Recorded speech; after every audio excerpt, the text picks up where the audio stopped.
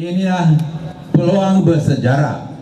55 tahun sejarah Malaysia, kali pertama rakyat Malaysia adalah peluang untuk ubah kerajaan persekutuan supaya kita semua bersama-sama rakyat Malaysia, tak kira Melayu, Cina, India, Kadazan, Iban, kita semua bangkit untuk ubah supaya kita ada satu Malaysia yang baru untuk generasi-generasi yang akan datang. UMNO BN sudah memerintah 55 tahun, tetapi adakah mereka upaya untuk ubah? Bolehkah mereka ubah?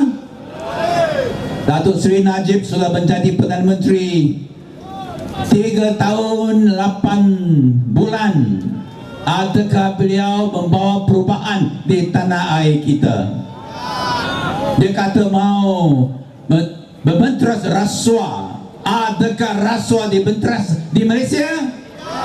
Atau adalah rasuah lebih masalah bermasalah berleluasa lebih besar? Adakah masalah rasuah lebih besar? Sebenarnya lebih besar, tapi ada masa Pak La menjadi Perdana Menteri lebih besar daripada orang yang kata bahawa lebih baik sokong syaitan yang terkenali daripada sokong malaikat. Siapa dia? Siapa dia? Dan masalah korupsi sekarang di bawah Datuk Seri Najib lebih besar, lebih teruk apabila banding dengan masa-masa lampau. Tengok apa yang berlaku dalam Hong Kong International Airport. Rafizi baru balik daripada Hong Kong. 40 juta ringgit laundering money, wang kotor. 40 juta ringgit. Sekarang mereka kata ialah wang untuk derma politik kepada Sabah UMNO. Adakah kita percaya? Adakah kita percaya itulah political donation untuk Sabah UMNO? Atau ia ada bersangkut paut dengan Ketua Menteri Sabah Datuk Seri Musa Aman? Kita dengar mengenai masalah korupsi di Sarawak. Satu foundation di Eropah, Perusahaan Mangsa, ada mendedahkan bahawa kekayaan Ketua Menteri Sarawak, keluarga beliau, apa amount? 64 apa? Bukan juta, tetapi bilion, 64 bilion ringgit. Dan kekayaan beliau sendiri 46 bilion selepas 30 tahun menjadi Ketua Menteri. Kenapa SPRM tak berani siasat? Kalau membentras rasuah, bukankah tanggungjawab SPRM untuk siasat sedalam-dalamnya? Tapi adakah SPRM berani buat begitu? Tak berani. Dan kita baru-baru ini satu isu besar ialah AES, Automatic Enforcement System. Adakah sokong AES? Tak sokong. Bukan kita tak mau ada peraturan-peraturan untuk mencegah memandu dengan laju, mengkurangkan kemenangan, tetapi kita tidak mau dua syarikat yang kroni-kroni BN dapat keuntungan besar daripada AES. Kenapa mereka menggunakan AES untuk kesalahan-kesalahan lalu lintas sahaja? Kenapa tak berani menggunakan AES untuk lawan bentras rasuah? Di Hong Kong, di negara-negara yang serius untuk membentras rasuah, adalah undang-undang yang mengkata bahawa sesiapa ada mengkumpul kekayaan luar biasa, itulah automatik dianggap sebagai rasuah. Semacam 64 bilion ringgit. Bagaimana boleh dapat 64 bilion ringgit? Adakah itu sumber daripada cara-cara sumber-sumber yang sah, yang halal? Atau yang haram? Atau yang haram? Itulah luar biasa. Kira apa pendapatan allowance seorang ketua menteri setiap tahun, setiap 30 tahun. Mungkinkah kumpul untuk beliau sendiri 46 bilion ringgit, untuk keluarga beliau 64 bilion ringgit? Mungkinkah? Tak mungkin. Kita perlu AES, Automatic Enforcement System. Inilah dianggap otomatis sebagai korupsi. Itu AES, Automatic Enforcement System. Dan ini kekayaan ini dianggap sebagai daripada korupsi.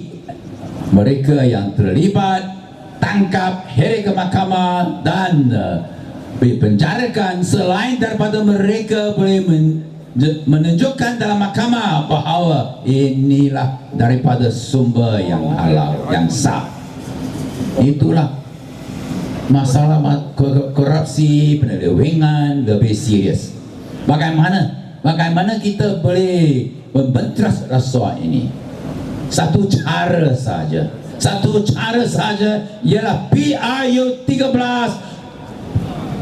Pilih satu kerajaan yang baru, tubuh satu kerajaan yang baru, barulah masalah rasuah boleh dibentraskan dalam tanah air kita. Dan kalau kita serius, kalau tidak, inilah akan terus menjadi satu masalah besar. PRU 13 sangat dekat. Ada orang kata mungkin selepas Perhimpunan Agung UMNO minggu depan, Parlimen mungkin dibubarkan dan elections diadakan. Tapi mungkin pun tak ada. Mungkin Perdana Menteri pun tak boleh buat keputusan. Dia takut kalah dalam PRU 13. Dan mungkin dia kalah. Mungkinkah beliau kalah? Ada kemungkinan besar. Sungguh pun Dr. Mahathir sekarang sudah tukar fikiran. Dahulu dia kata bahawa UMNO belum siap sedia, tak boleh bubar parlimen. Tapi sekarang dia rasa UMNO itu yang masa yang terbaik sekali. Untuk tahun depan bukan begitu baik untuk UMNO. Tetapi tak kira Perdana Menteri boleh buat keputusan atau tidak buat keputusan, window untuk beliau buat keputusan tak lama lagi. Tiba 27 hari bulan April tahun depan, 27 of April 2013, Parlimen secara otomatis akan dibubarkan dan elections perlu diadakan dalam 2 bulan. Inilah mengikut perlembagaan. Oleh kerana mengikut perlembagaan 5 tahun selepas mesyuarat pertama Parlimen baru, Parlimen secara otomatis dibubarkan.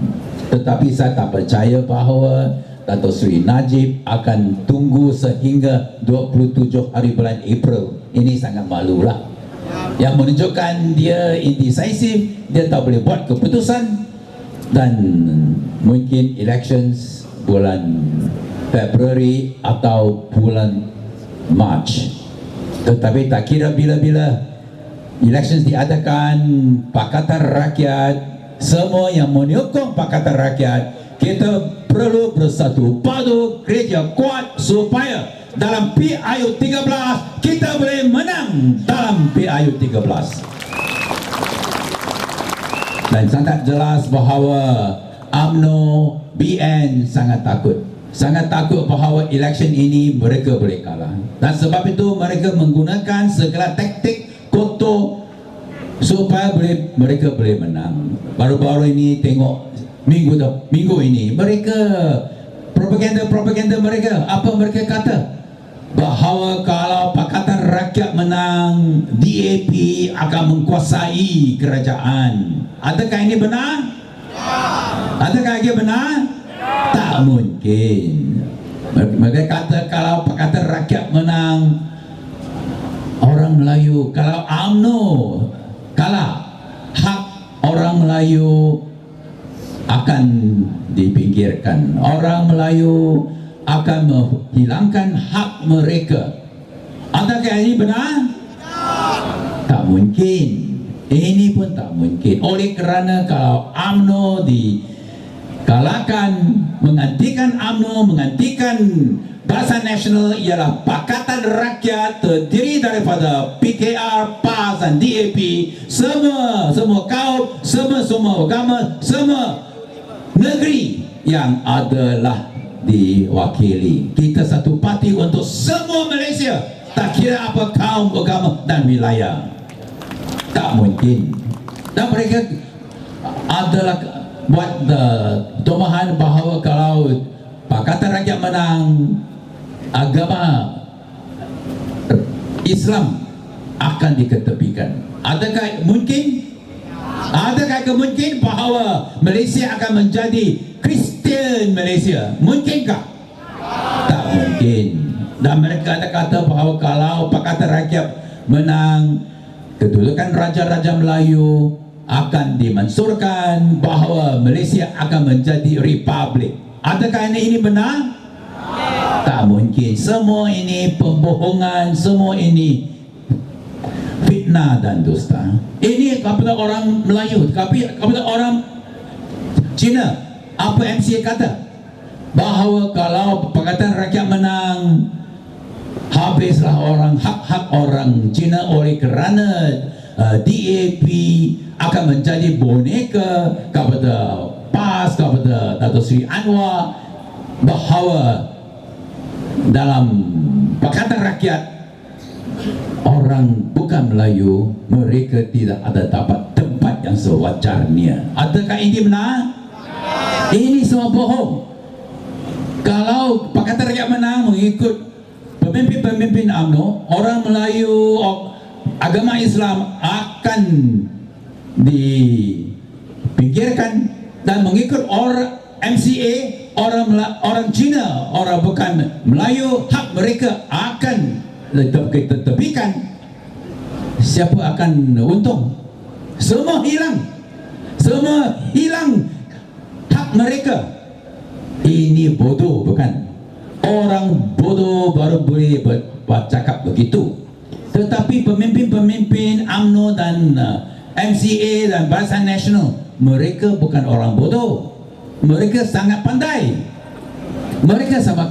Dan kalau mereka boleh cakap perkara begitu bodoh, ini menunjukkan bahawa mereka tidak ada prinsip. Mereka rela menggunakan segala fitnah dan dusta supaya mereka boleh mempertahankan kedudukan kuasa mereka. Ini menunjukkan UMNO, Barisan Nasional, satu parti, satu coalition yang tidak ada prinsip, rela menggunakan taktik pecah dan memerintah, divide and rule. Sebaliknya, Pakatan Rakyat, DAP, PAS, PKR, kita jujur, kita ikhlas. Apa kita cakap kepada semua rakyat, sama orang Melayu, Cina, India, Kedasan dan Iban, semua satu mesej yang bersama. Kita tidak semacam berlidah dua cabang. Cakap satu kepada orang Melayu, cakap yang lain kepada orang bukan Melayu. Kita cakap satu yang sama. Kita mau kesejahteraan Malaysia, mau jaga masa depan Malaysia. Kita mau anak-anak kita, tak kira Melayu, Cina, India, Kedasan, Iban, kita semua ada tempat sewajarnya dalam Malaysia. Boleh maju, boleh makmur, boleh dapat keadilan. Dan inilah harapan kita. 55 tahun UMNO PN menggunakan divide and rule. Ini tidak boleh membina sebuah negara yang bersatu padu, yang ada bervisi, berwawasan dan ada kompetitif di dunia. Kita perlu perubahan. Kita perlu perubahan di mana digantikan dengan Pakatan Rakyat, di mana parti-parti PAS, PKR dan DAP kita hormat masing-masing. Kita adalah persetujuan mengenai maklumat Pakatan Rakyat, dan semua pun kita ada perbezaan pandangan, perbezaan dalam beberapa isu, tetapi kita dapat satu muafakat bahawa untuk kebaikan Malaysia kita perlu bersatu padu, kita perlu tumbangkan UMNO dan Barisan Nasional supaya Malaysia adalah satu nafas yang baru. Kita boleh dapat satu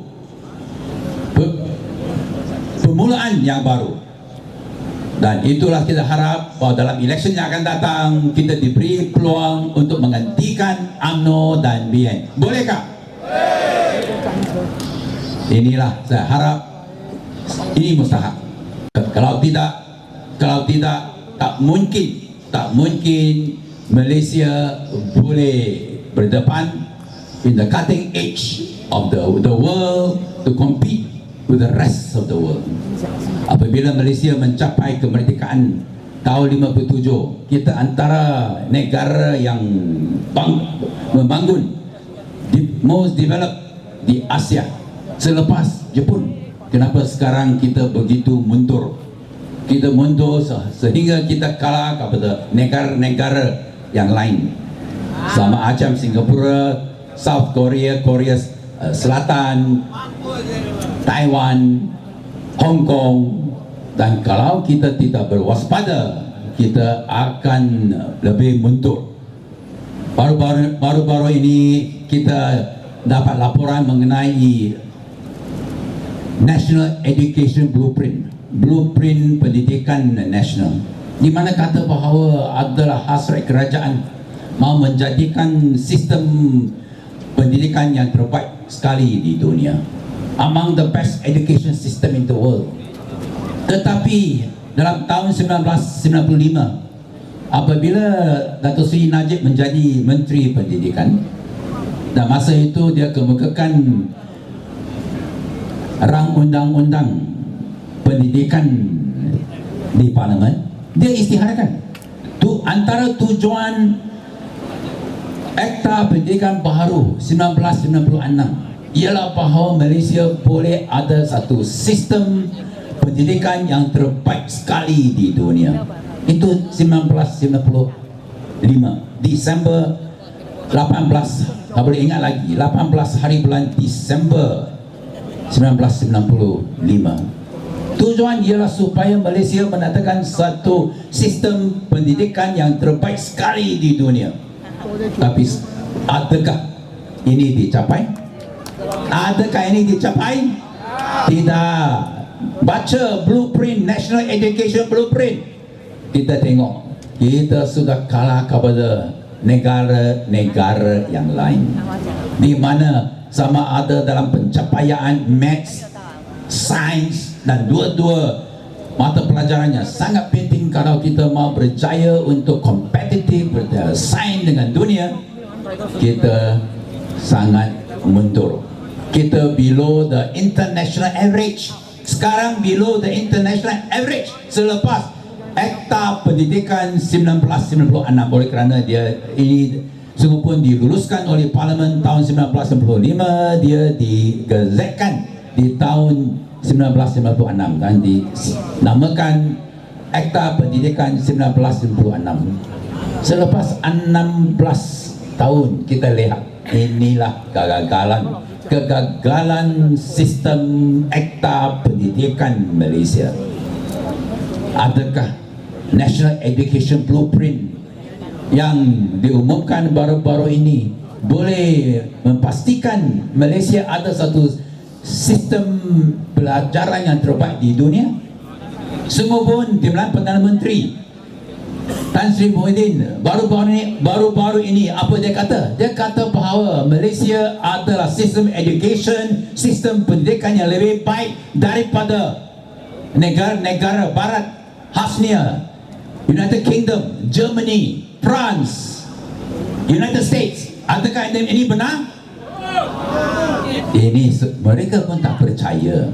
Dan sebab itu, oleh kerana kita mahu satu sistem yang terbaik, satu kerajaan yang prihatin mengenai masalah-masalah rakyat, satu cara untuk memastikan ia dicapai ialah perubahan tukar kerajaan. Adakah kita ready? Kita sedia? PIU 13 kita tunggu. Soal lama kita tunggu, tak sabar lagi kita tunggu. Tetapi tak apa, lagi 3 bulan, lagi 4 bulan kita menulis, mencipta sejarah di Malaysia, tukar kerajaan, dan kita ada Perdana Menteri yang baru, Dato' Sri Anwar Ibrahim. Sekian, terima kasih.